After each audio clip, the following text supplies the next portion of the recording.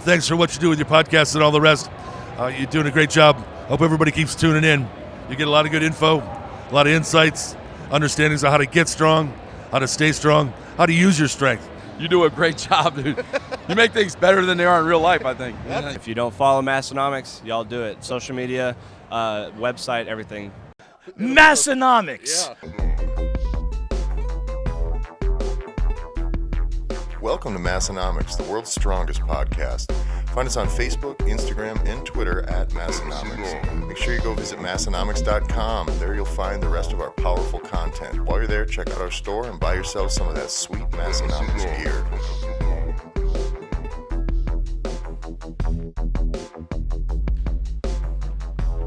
All right, ladies and gentlemen, welcome to another episode of the Massenomics podcast. Joined here today with Tommy. What's up? And, of course, Flying Ryan. Yo. So we've established consistency now. Yeah, that's what I was just going to say. 2 weeks. Three in a row? No, it's 2 in a row in the gym. Oh, in the gym, yeah. Yep. So we're not fulfilling the prophecy we made of maybe traveling. Man, We have a few locations up our sleeve, let's just say that. So we're back in the same spot. You're looking at the same white wall behind us that you were before. So we're in the gym, and there's some people clanging and banging iron right now. You might hear that in the background, but it shouldn't be too distracting. So one thing I wanted to talk about today, probably the main topic that I was thinking about was how you guys use goals or goal setting in your training and in your numbers. And the biggest reason I was thinking about that is because you guys both compete annually. Usually it's as far as that's when you do a powerlifting meet is once a year. And how many have you done now, Tommy? I've done 4 over the course of 4 years, yeah. And you've done 3 now? Or, Yeah, just 3, yeah. And you've both made... How many have you done? 2, 3? I've done 4 powerlifting Oh, meets. yeah, I forgot about those other ones. Yeah, so I've done 4 meets. Yep. But what I'm wondering is, you guys have both made significant progress each time. Like, what did you start? Do you remember your numbers? My what they jumped initial, each time, I think or? my first total at a meet ever. This is at 183 pounds. I believe it was like 1107 or something like that. I think. It was 1100. It was right around there. Yeah, mine was right around there too. And this is how clueless I was. I think I had been like powerlifting from like October till, when does the meet? March? Yeah. So like, what's that? 5 months? Yeah, 5-6 months. And I didn't even know what the weight classes were like until like a month or two before. I thought there was like a 245 pound weight class. There isn't. So I was in the 265 pound weight class, and I think I weighed like 240 or something like that. Yeah. But yeah, I think my total was like 1100 or something like that. Yeah. Right around there. Yeah, which seems like so long ago. I mean, It does. not that I'm an expert by any means now, but I think That'd be like 3 years this March, won't it? what? That first meet that I did. Wouldn't that be like 3 years ago this coming March? I think so, yeah. So that's kind of a while ago, I guess. Yeah. I don't know. So you were both around 1100, and you've been in the same weight class every year then? Yeah. Now I'm just actually at the end of it. And what have you done? A couple different weight classes throughout that? I did or? 183 for my first Oh, meet you ever. did? Okay. And then my second meet, I did the 205. And then my third and fourth meet, I did the 231. Just like Ed Cohn. Yeah. Hey, just got to break records across all classes, 183 does you seem take like a fifth, long time ago. You take fifth in one meet, and you just clean up and claim fifth in the next meet. Yeah, 183, that's a long time ago. Yeah, it is a very long time ago for me, because now, I mean, with my last meets being at 231, both meets, I weighed in at 220 for both those meets, and that was with zero cut of any kind. I mean, that was me eating basically whatever I wanted to. So I'm definitely undersized for that class, but I can say after my first 2 meets where I kind of like was sort of on the top end and was like, oh, I'll just watch what I eat a little bit and like lose a few pounds.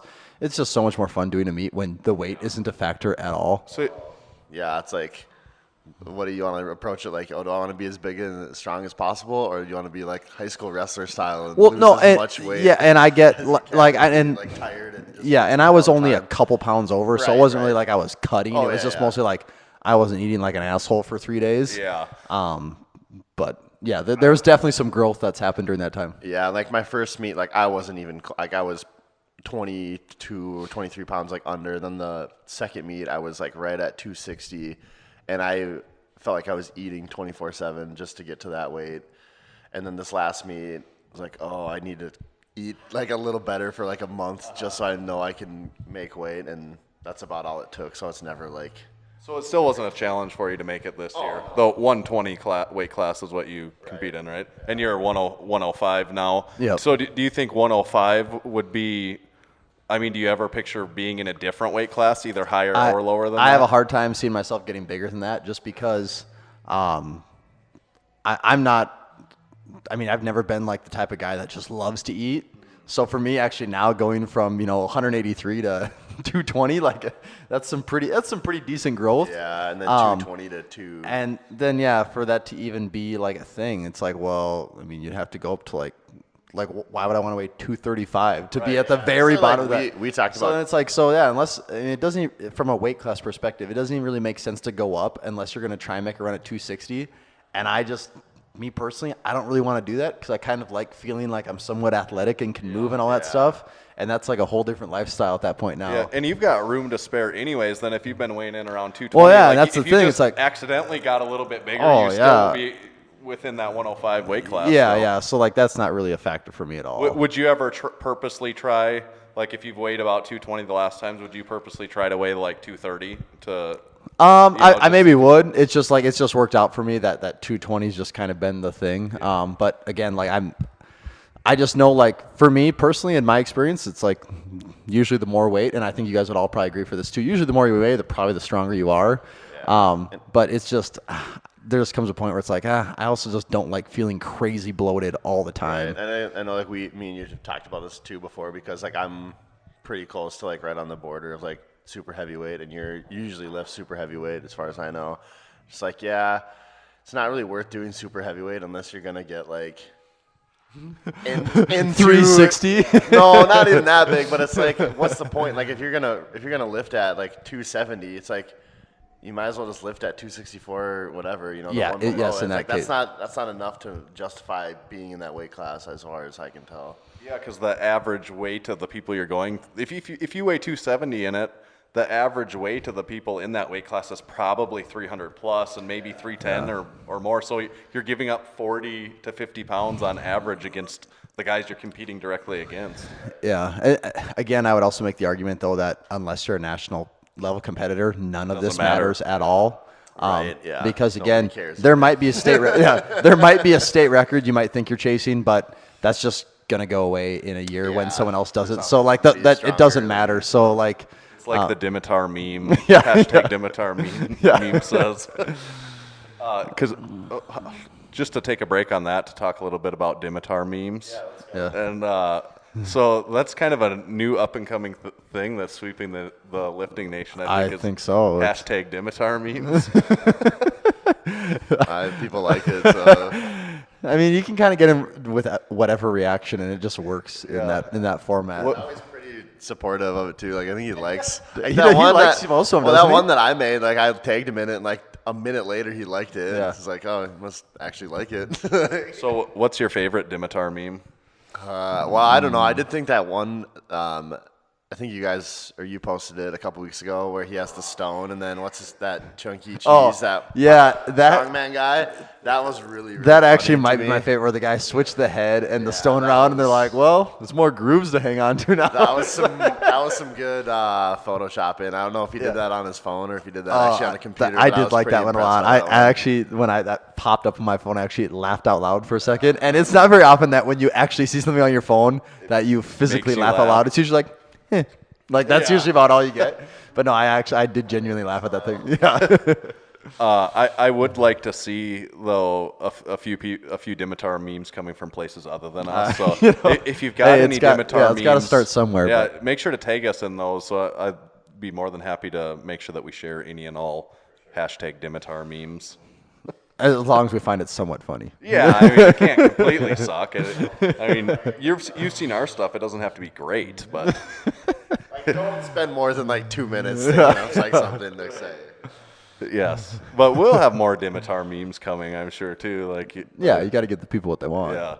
Although Dimitar never does comment on them. Like it always, I often wonder what Dimitar thinks is going on. If he's just being a good sport, and then if he ever sees us in person, is like gonna approach us and try and kill someone. I don't know if his English is all that great. I think it's pretty good though. Is We it? were talking about Okay. this, yeah.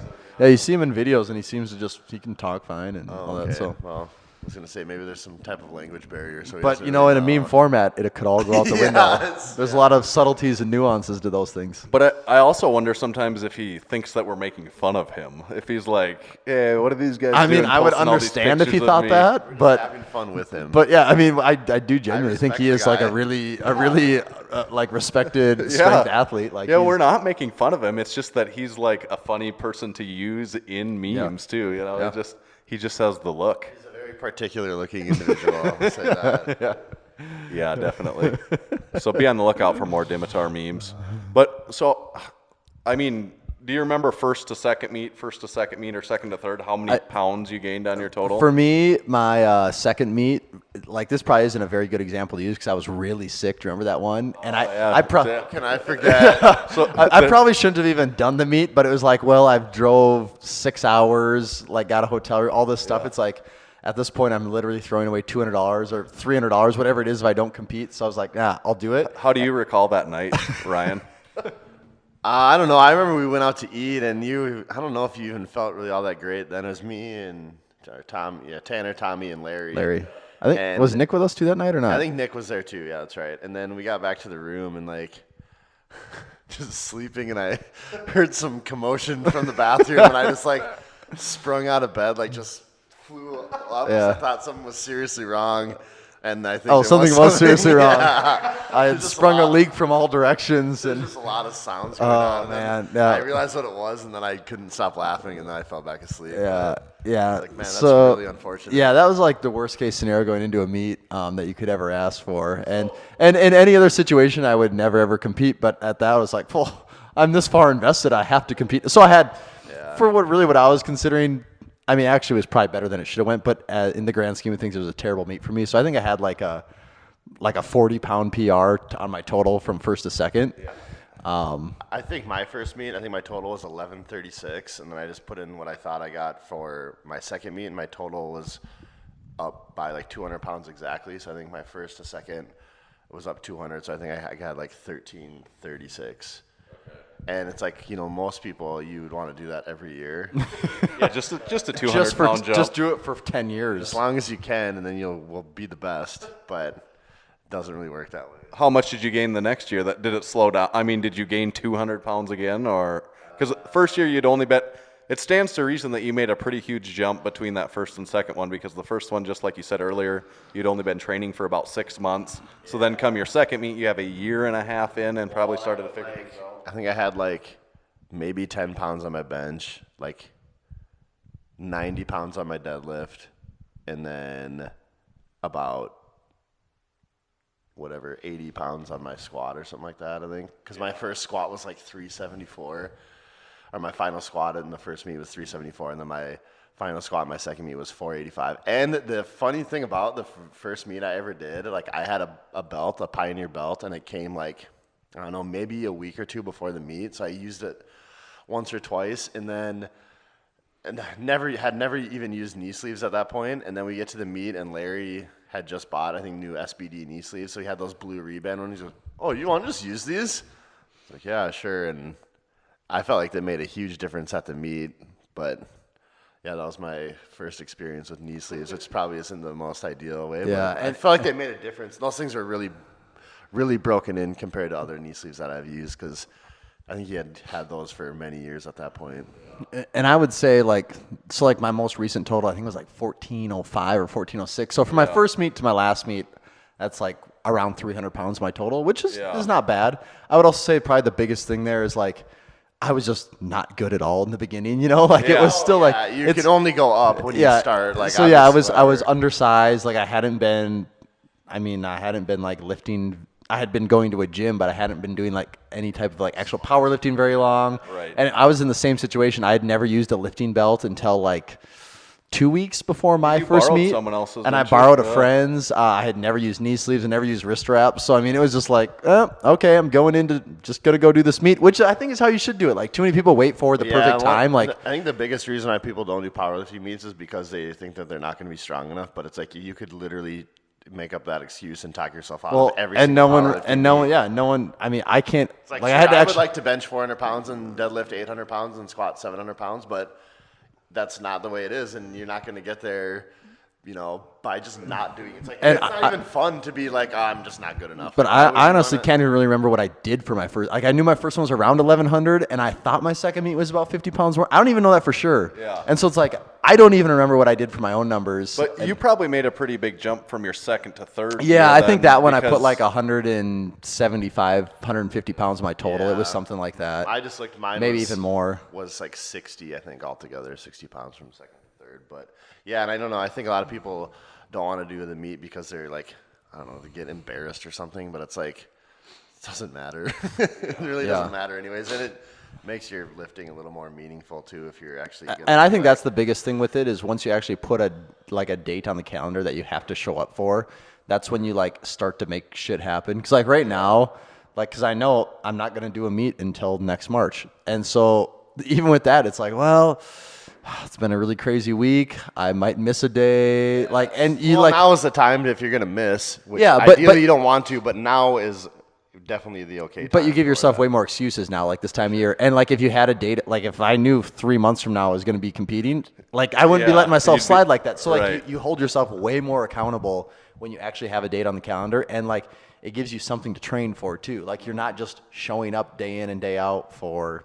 And then, I mean, that's what some people like to do. That's fine, but if you really are trying to get stronger, it's probably the best way to get stronger is to actually put something out there. Yeah, had you guys not done 3 or 4 meets in the last 3 or 4 years, say you just waited until you thought you were strong enough and did one here this last year, I would be just about positive to say that you wouldn't be as strong as you actually are. Oh no, I by- don't think so. Advantageous to get those out of the way because you know what it's like. You know how like the order goes, and Yeah. just there's really nothing to be nervous about if you've done. Well, and like something that a was few like this times. last one I did, my fourth meet was the funnest one I've ever had. For And sure. whether that's I just a agree. mix of, I mean, a huge part of it is just the venue and how nice everything was, people and the doing people you're it, with, yeah. but also doing 4 meets, it's like you kind of you just know what to expect now. Not And, that you're not like nervous before you go out and do your No, first I mean you always squat have or you always have something, that bit of like more like a if you didn't have positive. any antsiness at all, that'd be kind of weird because it's like, well, if you're not fired up now, like, do you ever get fired up? But it was more like I'm just having a really good time. Like, this is awesome. Right. And so that's a big one to me when you can like go into a meet and like just be having fun with it. Yeah, yeah. Do you think that you've each gained about 300 pounds in your total over that? 300 pounds On our body weight, on my on your BMI. yeah. Do you think subsequent years, coming into this next one, will it be harder to if you've gained on average 50 to 100 pounds? Could you continue to gain 50 to 100 pounds in Well, your total? see, for me, so now like these last 2 years, my body weight has stayed the same, and 2 years ago, like my total did go up, and it was mostly my squat. Like my squat went up almost 50 pounds. My bench went up like 5. That was me probably not taking the smartest attempts because I did miss a bench attempt, and same thing with deadlift. I know for a fact my deadlift was stronger, but it didn't go up on meet day because I missed my 3rd attempt.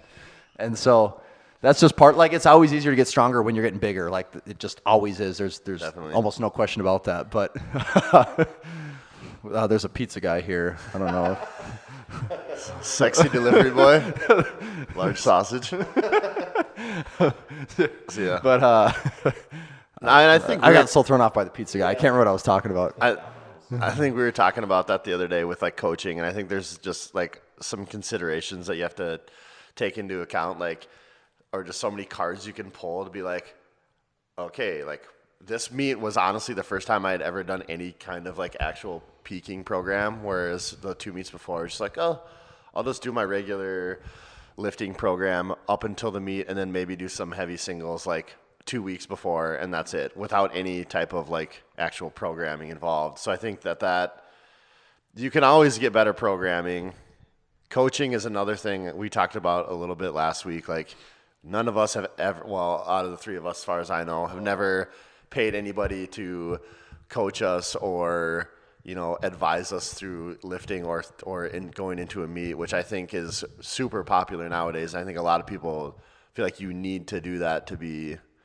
But I think it is helpful. No, it definitely is. I'm not saying that it's wrong or anything. I'm just saying I think that's definitely a consideration that you can use to help you. And I think, to be smart, maybe that's something that you save for later down the road and not use it while you're still a beginner, because you still have so much momentum and growth on your own that you don't really need maybe a coach or something like that.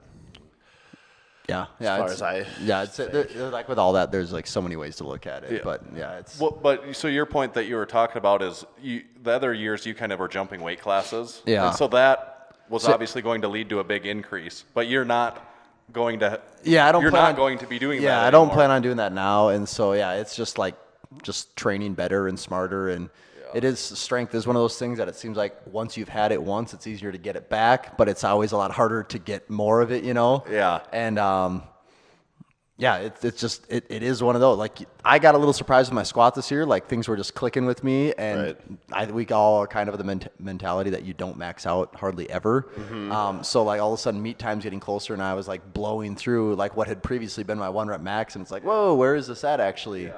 And I think that's another thing too. Like, you just get more familiar with your own lifts and what works for you. And I think that just certain volume ranges, you might not really work. Like for deadlifting, for me, like I think 2 sets of 5 is like perfect. Like same thing with like squats, like 5x5s or 5x3s. Those are always really good. And I'm starting to realize that benching, like doing heavy sets of like 5x3s or 5x5s, is just not enough volume and just doesn't really do a whole lot for me. But I think that's just something that you kind of maybe figure out the longer you lift, because it's not really a one size fits all for everyone.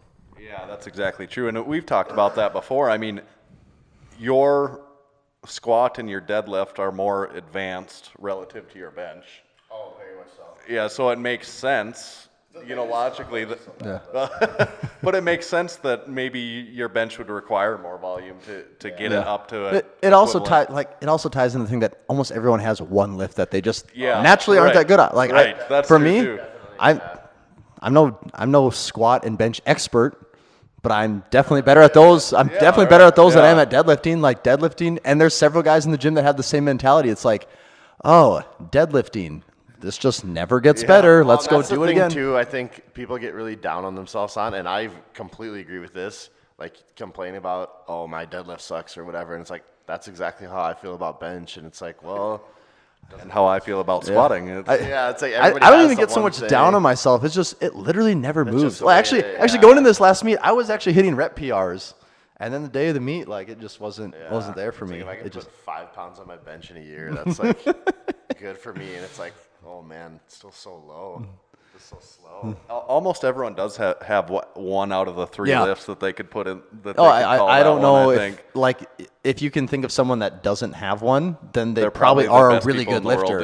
Or I mean, just probably one of the strongest people you know, because like everyone has that one lift that Chuck and Larry are both like, we hate deadlifting. Yeah. We hate deadlifting. They're also both firemen in that one movie. Chuck and they are both portrayed in an Adam Sandler movie. And we're talking about it relative to your other personal lifts, because like there could be, this could apply to someone very beginner and very, very advanced. Someone could be squatting 800 pounds Larry Wheels, and he would, and the squat is that lift for him, I think. Yeah. And he's squatting over 800 pounds, so it's not like he's not. Yeah, it's not like right, but it's just when he's benching 600 and pulling almost 900. That all of a sudden that 800-pound squat seems like, that's a little like that's not hanging with it. Like it's the thing that's holding him back from being even better than he is when the other 2 lifts are where they are at. Yeah, then that's just like shows like there's not very many people that you can just say are good. Like even like Kaylor Willem, like he's really good deadlifting, pretty good bencher too. Like for surprisingly his a good. And like his squat just doesn't. I mean, it's still not a bad squat at all. I think he squats like in the mid to high 6s maybe.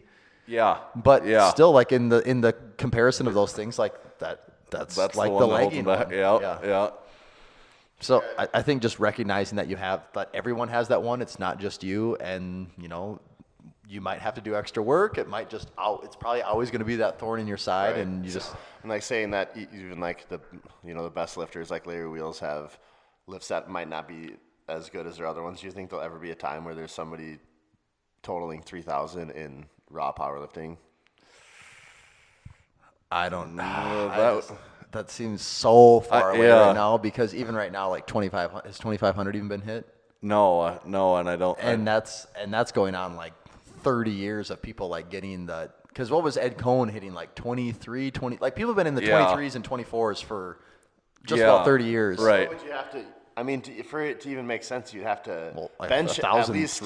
You'd have to just bench over 700, maybe 800 pounds. I think you'd have to squat 1,200 would maybe be a potentially far-reaching possible you'd have to, goal. like, squat You and had to deadlift deadlift both, like, 1,000 at least. Yeah, and then that's not enough. You'd have to deadlift 1,100 the and bench first 7. one, like 2,500 would be the first one, Yeah. and like Ray Williams is getting crazy close to that. Yeah. Like he would be the one to hit that on a good day.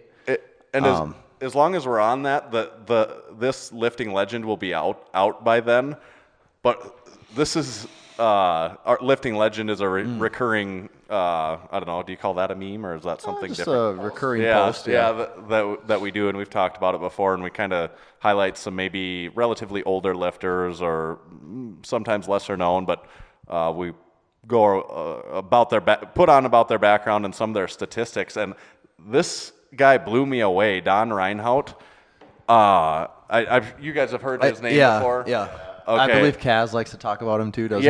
Yeah, that he went against him, and he made him turn around crying or whatever Kaz says to us every year when we interview him. But this isn't anything crazy here, but he won 4 consecutive IPF World Championships in the 70s. He was the 1979 World's Strongest Man. He beat Kaz that year. That was Kaz's first year. Oh, it was, okay. Kaz didn't actually win that year in his first time competing. But then this is what I thought was just insane to me that I didn't know this. He had the largest raw powerlifting total for 35 years at 2,391 pounds. He did that in the 70s. It wasn't broken until Andrei Malanichev in 2013. Really? Yeah. See, that just seems really You hard have to to consider that the powerlifting technology hasn't changed at all since then. So, no, that's crazy, because you have to assume that he wasn't wearing like maybe some kind of weird knee wraps or something. Well, and That was an ace bandage. I was gonna say, the knee wraps wraps. then were just ace bandages. nothing. So it was essentially raw. That's not single ply suit. Yep. That's no old suit. That's raw with just ace bandage. Yeah. And singlets that he's not wearing one there, but wearing one of those singlets that Let the nipples breathe. show. Yeah. Those are like some crazy numbers. Can you believe that though? No, that he had I would have that guessed nobody that- beat him for. I would have assumed that someone had a big one total Yeah. in there somewhere. And then the his best raw bench was 607.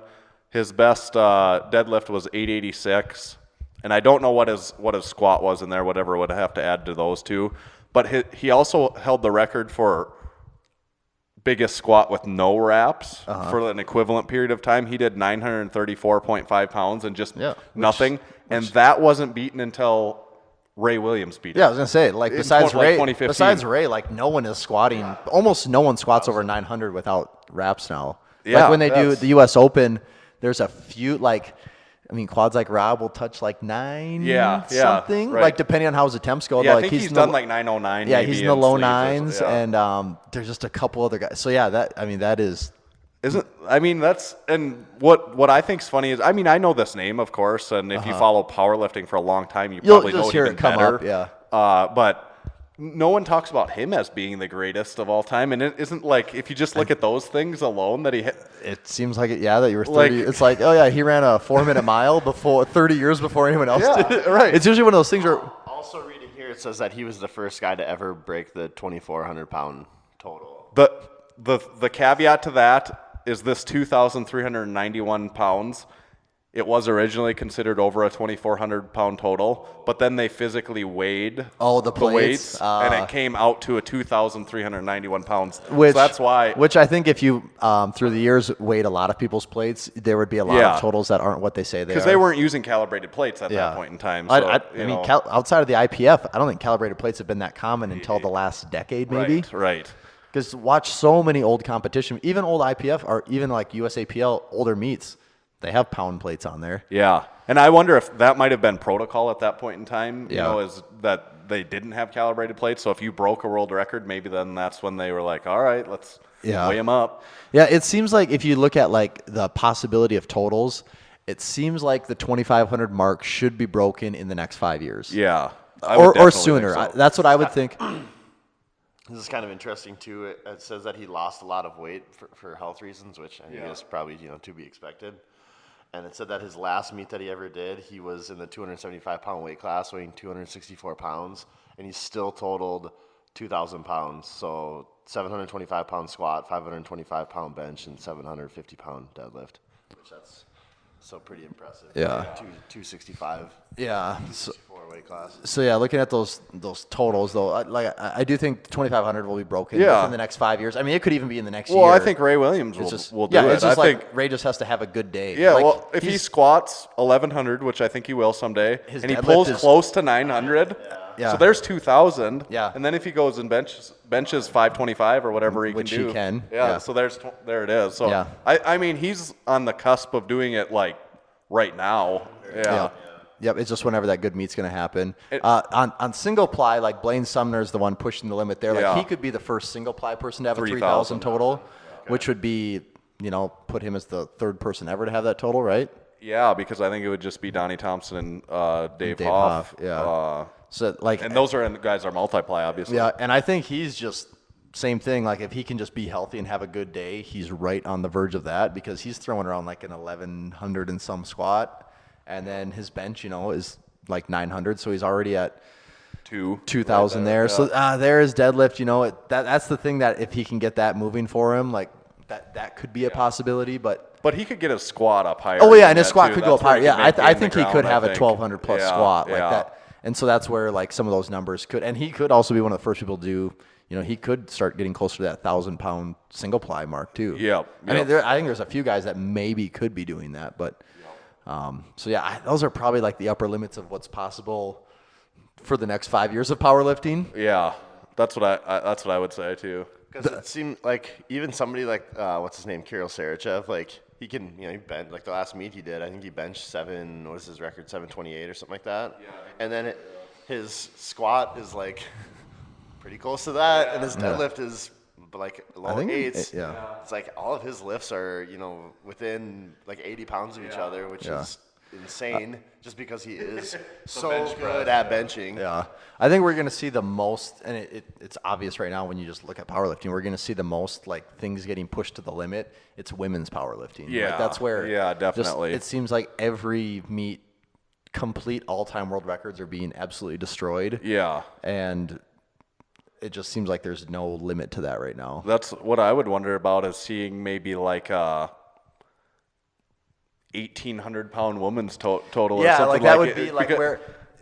where you're gonna see like some really weird like freaky numbers come from like all across weight classes, like not just the biggest women, but even like when you're seeing like on the smaller end like Steffi Cohn, and then you got a little bigger to like the Stacy Burr and like Cece Holcomb and this Russian lady, whoever they are, like their numbers don't even make sense for what they're. I mean, they're respectable. They're respectable like guy numbers on any day. Class, and they still seem to be breaking each other's records like every time that there's a meet, so. Like it seems like none of the records stand for more than a few months.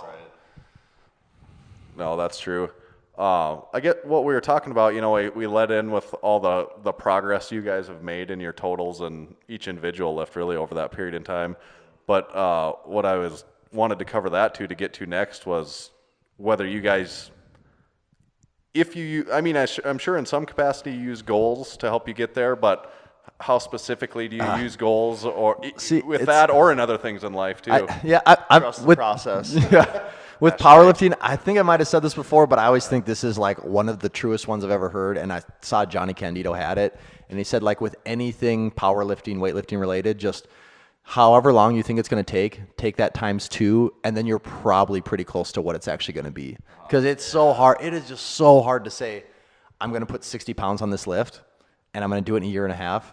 And it's like, yeah, you better hope everything goes perfect in that year and a half, and nothing changes in like your personal life or your work life, or anything that's going to mess. Because all of a sudden your job changes and you're lifting with different partners. Or it's like, I used to sleep 8 hours a night. Now we sleep 5.5 to 6 hours a night. It's like that's a huge change. That rate alone right there is a huge change. So that's why it's so like, with all this stuff, consistency is the biggest thing, and it's really hard to know that your life is going to be consistent a year from now. I mean, a lot of people don't know what they're going to be doing with their life a week from now. Yeah, and like you said, like goals or whatever, and I remember that second powerlifting meet deadlifting like 606, like, the record is 671? I'm going to break that next year. It's like, no. I mean, it's nice to think like that, and it's good to want to do that, and that's even more just maybe being honest with yourself and like, yeah, that would be really cool, and it's a nice goal to like go for, but just putting in the work and trying to get there is good enough to make any kind of progress. Yeah. So is that generally more the approach that you take, is just like you don't set a specific number? Like, so here we're sitting in June. You'll compete presumably in March of this next year, and you know what you did at this last meet for all 3 lifts and your total. Do you have either of you have any numbers in mind for any of the individual lifts or total that you're saying I would like, at least saying I'd like to get that here this next year? I have like rough numbers in my mind, but it's really hard to say like what's going to happen over the next, because like certain numbers, like to start hitting those, like training probably needs to start going really good right now, because it needs 8-9 months to build on it. And like as of right now, like I've kind of been saying the last few weeks, like training hasn't been going the best for me, just with having my own business and just other the stuff. traveling, life stuff. Yeah, getting married. Like my schedule's been really crazy lately. Right. So I understand that those goals may or may not be there. And like a lot of people would say like, well, you're not dedicated with an approach like that. But it's like, but something's got to give. Like you're not just going to be like, I can't plan my wedding. Let's do this professionally. Like Tanner, you benched 450 like 4 years ago, and you've put 20 pounds a year on that since then, right? I benched 455 before Massenomics was the thing. Even existed. And then, injury being a big part, but that's also a really realistic thing that everyone has to because deal no one with. plans on getting injured. Yeah, exactly. And so, 4 years later, I gained 20 pounds. So I gain on average 5 pounds a year on it. Yeah. And that's, and if you would have asked me at the time that I benched 455 4 years ago, like, what are you going to do 4 years from now? I wouldn't have probably said like, oh, geez, if everything goes great, maybe I can get 475. I'd be like, well, so that sucks, Yeah, it's like, way to set those goals high. So that is the tough thing, especially because, I mean, with anything in life, there's an element of luck to it, but especially with lifting, like, because, I mean, the injury thing can happen anytime too, whether you're doing all the right stuff or not. Like, it can totally happen to you. And depending on what that is, that can set you off for a month, 6 months, 2 years. Like, you never know. Yeah. What about like bigger, less specific goals? Do you ever have any in your mind that maybe not even probably not a year-long goal, but just like, I'd really like to do that before I quit. Or before I decide like, I'm not ever going to get any stronger than I am right now. How old are you, Tanner? 30? 31. 31. I'm 29. Yeah, I'm 28. I'll be 30 in, not 6 months, but I mean, I'm getting closer to 30 every day. The clock is ticking. I mean, but when you look at it though, it's like you can look at like the IPF and like USAPL charts for I mean, they document people's age and everything. Right. I don't know if all federations do that, but you can kind of see like right now, like where the age groups for the strongest people in the world are. And a lot of people, I know when I first got into lifting, and I felt like I would hear Mark Bell say this all the time, was like, oh, strength sports, it's kind of an age thing. You just keep getting stronger as you get older. I don't know if that's completely true, like for a natural lifter. I don't know, because like when you look at the top guys in the world right now, they're usually in like that I mean, you definitely see some in their 20s. Like that is totally a thing now. Oh, yeah, but you don't. There's just a handful of people that are at their top of their game in their late 30s and on. Most those guys are all right around 30, I believe. Like I think now it seems like in the natural age or in the natural competitions, like the strongest people are in that kind of 28 to 32 range. And so like when you look at it that way, it's just like, oh, I mean, your window of being peak performance is probably closing, but at the same time, I haven't hit like optimal training or anything. So I know I can still get better. I'm not like a world competitor where I've eked out every little bit of training I can. But I also know at the same time, like I'm probably not putting 300 pounds of my total in the next 3 years. Like that ship has probably sailed. And I think a lot of people don't want to admit that to themselves. It's like, you know, if you're 20, 21, 22, 23, the sky's the limit. You can, I mean, it kind of is for a little while. Trust the process. But as soon as you're done with college and you start to get a job, then you'll actually find out what it's like to have bounce real responsibilities around. To do stuff. Because you see that too. It's like people are like super into lifting when they have a lot of time on their hands, and now all of a sudden like they have a schedule. They have a schedule and family and commitments and all that, and like lifting gets a lot less fun in a hurry for those people. So this conversation's kind of starting to sound grim all of a sudden. Do you want to lift, or do you want to be able to have a regular life? But Tanner, you can't have both. Do you see yourself in the next 3 years hitting a lot of all-time PRs for yourself?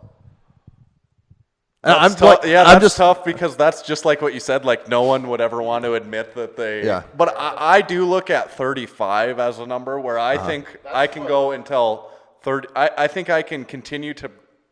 That's my. That's where I think I can still continue to make improvements. So I do think that's about my window. Is I have like 3 or 4 more years where if I train right and I can. Maybe avoid the injury and stuff that I could go that much longer, and then maybe after that point, it's still possible. It is, like a great example would be Larry Legend. Here, he's 40 years old now and has actually hit all-time continued PRs. to hit all-time PRs. Yeah. Part of that though is just because this gym started to exist, and he would say the same thing. Yeah. This started to exist and. Getting around a group of other people that are all trying to do the same thing, and it's pushed him farther than he's been.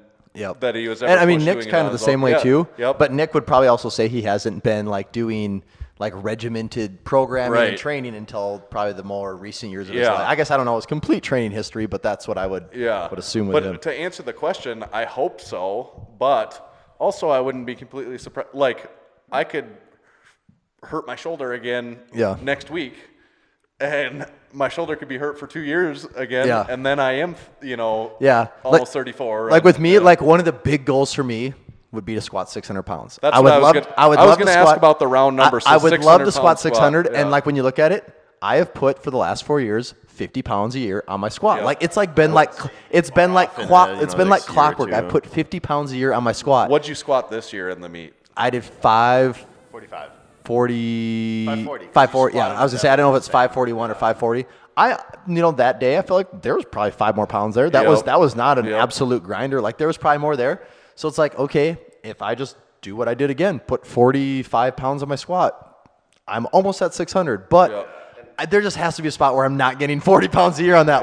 And then I think another thing too with goals, like it's important to set goals that actually make sense and that are things that you can get. Because I remember starting lifting, and I think I deadlifted like 505 after a few months. I'm like, okay, by the time I'm done powerlifting, really want to deadlift 600 for a single. And then like a month ago, I did 3 reps at 600. It's like, okay, I've done that. I know I can do that. It's like, now it's like I really want to deadlift like 700 in a competition. It's like that might not happen for a couple of more years, but I don't think that that's like completely ridiculous. And I think that's important to be honest with yourself, because if you're somebody that's always like, oh, I have to deadlift 800 at the lightest body weight possible, and you're just going to set yourself up for a lot of disappointments, and probably you're going to, get down on yourself and want to quit. So I think just being honest with yourself too is another important part about that. Yeah, I would think both of those, you squatting 600 and you deadlifting 700 would both be are certainly. I mean, it's possible. Achievable. It's just and one of those realistic. things. You have to hope training's going to go really good. Yeah. Have to hope nothing gets hurt. What about then? You've already said you don't deadlift. is not your lift compared to squat, but they're the same. Yeah, they're always the same. The same number. They're always the same. So would you say like a 600 deadlift? Deadlift 600 I too? just in my head a 600 deadlift. Everyone deadlifts 600 pounds, so that's just not as impressive. It's like, oh, okay, you finally caught up to everyone. Like that one just doesn't mean as much to me. Yeah. I mean, it probably is more of an achievement because my deadlift just always sucks. But right. It's just to me that it doesn't have the same allure because it's like I can't name a ton of people that I personally know that squat 600. Right. And when I say I can't name a ton, I don't really know anyone personally. Yeah. But like, we do see 600 pounds. But yeah, so many people that I know personally that I've seen do it is with Jason. From Massenomics gym here. Otherwise, no, I don't. Yeah. So that's what like 600 is like way like that one sounds cooler in my head, but I mean I would love to take 600 in either one. Yeah. I mean just a 600 pound lift, whatever it is a really cool lift. Maybe bench. You know what? Why not? I'm going all in on bench here. Well, so what about you with the squat and like you know obviously you would think about a 700 pound deadlift. Would you think about because what did you squat this year? 512.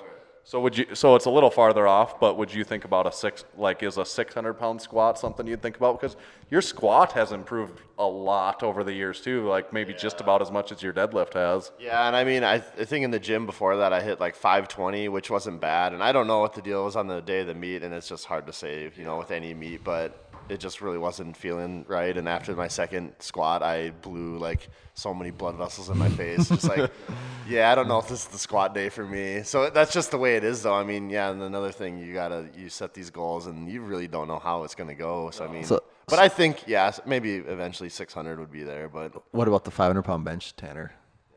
That's obviously something I had never given any real thought to that. With your current momentum, only 4 years away. That's true. But really, though, I never had given any thought to that until benching 475. And it's worth noting, I'm talking about a gym lift, not talking about lifting in competition. My best competition bench is 440. What I'd really like to do is bench, say, over 450 in competition, because that's probably more meaningful to me than benching 475 in the gym.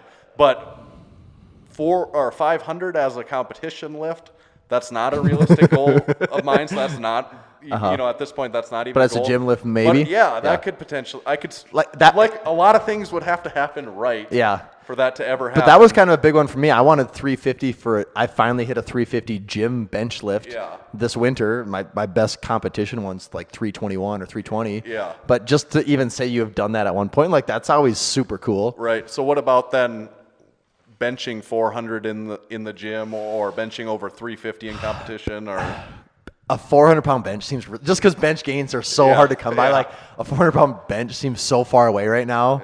Yeah.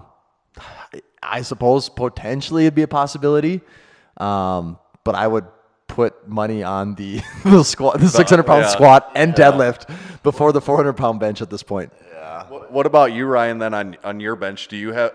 So tell us where your bench is at now. Obviously, this is your least favorite lift out of 3. Like, do you have any number goals, competition or gym or anything on that? I'd really like to bench like at least 300 this coming meet, and I don't think that's too far off. And I just think that's like another thing too, just figuring out.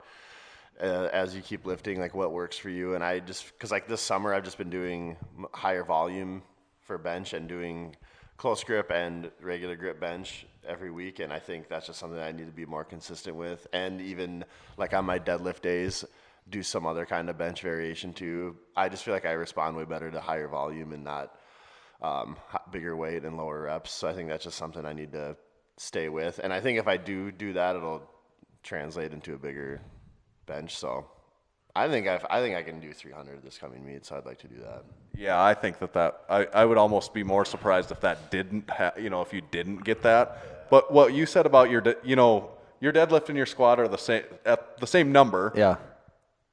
And you kind of already gave your answer that to you is it more meaningful to really succeed well on your best lift or to have success on your worst lift? So what about for you? Is it more meaningful to hit the 700 on your deadlift or maybe hit a 325 bench? Like which one would be cooler to you? Probably bench. And like I remember every time I lift during the day, just like whenever I have to come in here like around noon or 1 and Ross is here and he'll ask me stuff about deadlifting. I'm like, dude, I can deadlift fairly well, but I don't know how to tell people to deadlift because I just do it and I don't have to think about anything. Yeah. Whereas like benching, I'm sure after a couple years, like I think I'd have like a lot of stuff to tell people because that's just something that I've always struggled with. And I don't think if you're good at something, you're just good at it. Yeah. And you don't, maybe technique isn't even something you even have to think about. So that's a good point.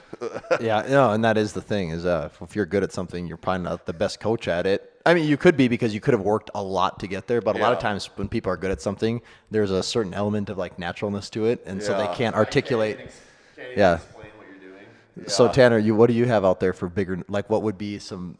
Well, actually, the biggest, the number one goal I have is I want to compete in our state. You just USAPL want to compete again. But I successfully make a way in. That's number one. And then at least at this point in time, this is subject to change, just like we've talked about. You know, we're a long ways away from that, and life changes and everything else between now and then. But what I want to do is compete in the 120 weight class, which I weigh close to that. I weigh like in between 265 and 270 most of the time. So I'm right there. I mean, it could at most be a 5 pound at cut. most. Or it could be really not even cutting. It could just be and just not eating anything before I weigh in that day and making it. But what I want to do is qualify for nationals, and which as long as I'm healthy and make the weight class and everything, I should be able to do that. But that's what I want to do because I want to compete at nationals once, just to not to be competitive there. I have absolutely no delusions about that, but I just want to do it. Yeah. That's definitely a goal right there, you know. Because you typically would lift at super heavyweight, so I mean that would be a little bit lighter, not.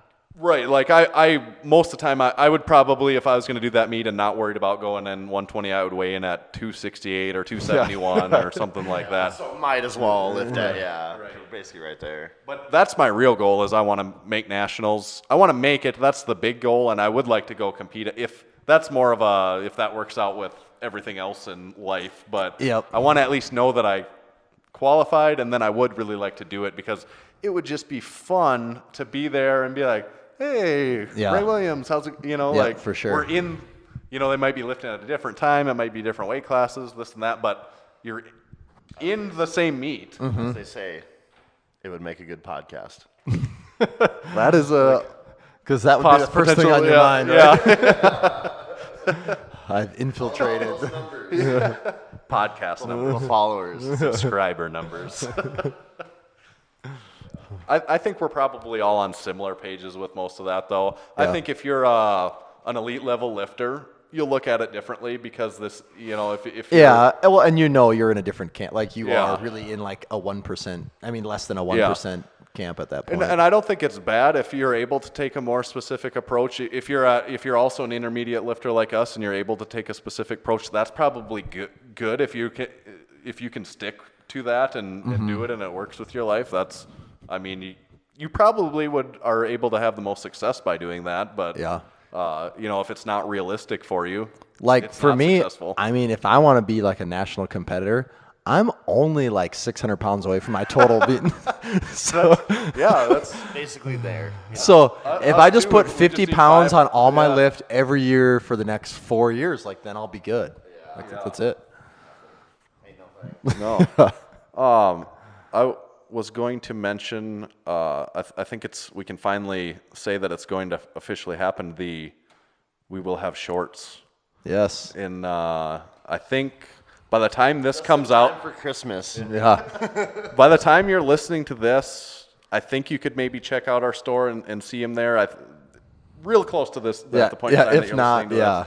And I think we've said this before, but this time is for real. Yes, they're. I mean, unless the package starts on fire or something. Figure out the screen printing snap. I mean, there's always the chance that UPS could lose it, or there's a natural disaster. But I do think our champion quits making shorts. I think we're even in the clear on that part right now. I think we might even have those. But what the shorts are going to be is black mesh champion shorts with on one of the thighs will be the lift logo with Massenomics on it. This actual particular logo. So if you like to lift, you might like these shorts. Might like lift it. in shorts too. So Yeah, I mean, love that's it. kind of Yeah. convenient. I would say. I don't know. It is. It's a good wardrobe And choice. how else can you tell people like what you do more than just writing that one verb on your put it like on all your tattoo, clothing? maybe. Yeah. You're like, I lift. So check out those shorts when they're coming out. Besides that, check out our other stuff that we got. You're not wearing your lift hat today, I see, but Ryan does have a lift dad hat. We don't normally stock those, but that is something if there's more of a demand for, we could potentially make that happen. Get the dad hat in there. Besides that, we got all our shirts and the lift shirts, Massenomics shirts, everything else in the Did you shop. say we had a review this week? Yeah, well, I should check that. Because I don't want to do anything to discourage Review writers. Yes. Okay. Perfect. It's up on my phone. That saves me like 45 seconds there. So this is from Brad_66, and somehow Brad left. This is the second review Brad left us. So don't be afraid to try and leave a second review. I don't know He's if probably got the first title. You know what I say? Why stop at 2? You know? He's probably got the title for the first repeat reviewer. And I don't know. A lot of times we know who these reviewers are. I don't know which exact Brad this is. Yeah. But Brad_66 said, "Well, I did it. 5 out of 5 stars." So a while back, I reviewed this podcast. That's how I knew that he reviewed it. A dead giveaway that he's done Brad it. Gillingham. Could be. Or I Brad wish- Castleberry. I hope it's Brad Gillingham. I gave it 5 stars and said it inspired me to move to Northeast South Dakota. Well, I did it. What the F was I thinking? I'm an idiot. Anyway, you guys are still killing it. I listen every Monday. Keep up the good work. Hope to meet you guys on my next trip to the big city. Oofda. So is that oofda a shot at our Our lingo? Yeah. Wow. Low blow, Brad. Went after our intelligence on that one. That was below the belt. So thanks for the review. Anyone else out there, please leave us a review. We are getting closer and closer to that 100 mark. Oh, they're going to say 100,000. Yeah, we are getting closer to that too, but like One at a time. I mean, even 1 million, we're getting close to that. Closer. but I would settle for the even 100 for now even, so Yeah. help us out. Maybe the 100th reviewer will do something special before, but probably not. And you never know. If it's a good one, we Put toilet could. paper in their trees. Yeah. Yeah, so leave us a review. Go to the website, bottom of the page, subscribe to our newsletter. That's something that we continue to use more often. We'll let you know whenever we've got new stuff coming out and if there's any deals you can snag.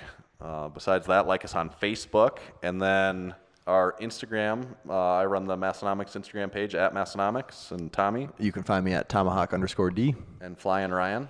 Find me at FlyingRyan_D. That's where you can find us. All right, thanks for listening, everybody. See you next time. Later. You just heard the Massenomics podcast. With your ears, you're welcome. Check us out on Facebook, find us on Instagram at Massenomics, and make sure you visit Massenomics.com and buy some of that sweet Massenomics gear. From your friends at Massenomics Studio, home of the world's strongest podcast, stay strong.